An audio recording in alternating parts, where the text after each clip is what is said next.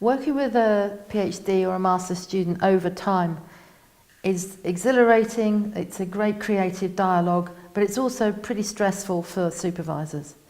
And we've conducted some recent research into supervisors' well-being. There's been historical research into student well-being, but I think at the moment we need to think about how we stay resilient and healthy, happy, while we're supervising students over time. So what can go wrong? Well, there can be clash of personalities. There can also be moments where students are not making any kind of progress, where sometimes some supervisors take that very personally. Students get stuck. They're maybe not working at a conceptual enough level.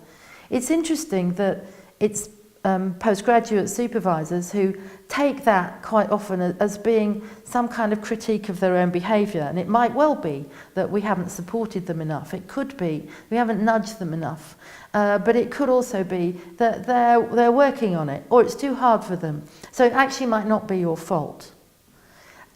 If you're feeling guilty and worried about your students' conceptual development and their progress, then you also need to know who else you can involve in this discussion, in this learning development. Are there counselling teams?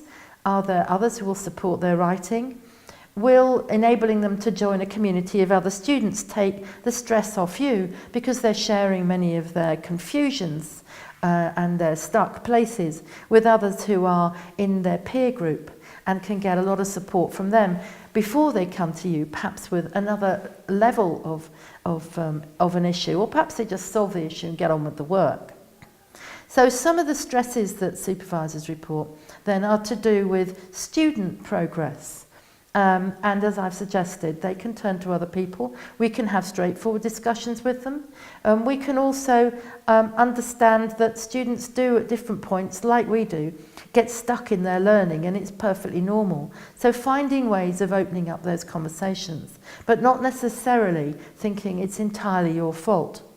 But sometimes it might be the way in which you're giving them feedback, or it might be the way in which you're interacting them, or it might be something completely different that's going on in their life.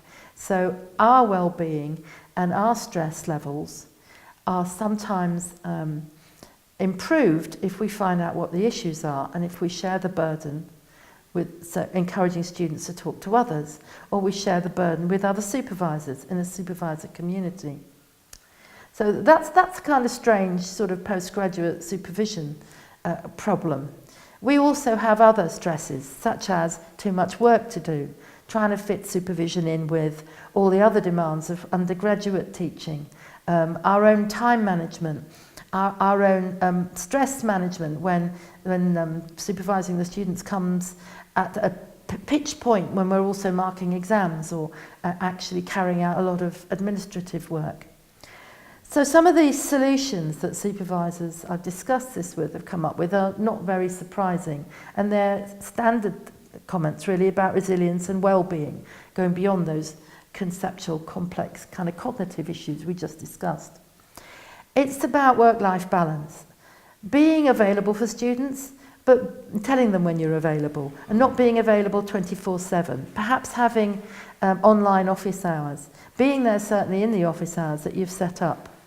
Explaining when they've sent long chapters to you how long it's going to take before you can meaningfully respond to them, but responding to them in an appropriate amount of time so they can carry on with their work.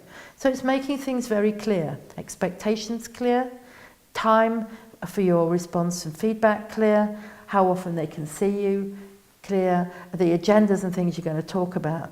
When things are more structured, there's usually less stress. Can you fit the supervision in with the rest of your workload? That's quite often to do with workload planning, your own workload planning, and your own sense of a kind of critical path analysis of when the work's going to come in from the students and when your other work's going to come in, so that you can say to a student, I won't be able to give you feedback on the piece that you've just sent me because I'm actually exam marking for the next 2 weeks. So if we manage our time better, we become more resilient and we feel less stressed. There's other quite common things that supervisors have reported, which are many of the same things that writers report, and that is about stepping back from the pressures of internalising the journey of your own students and doing things like going for a walk, taking time off, reading something else.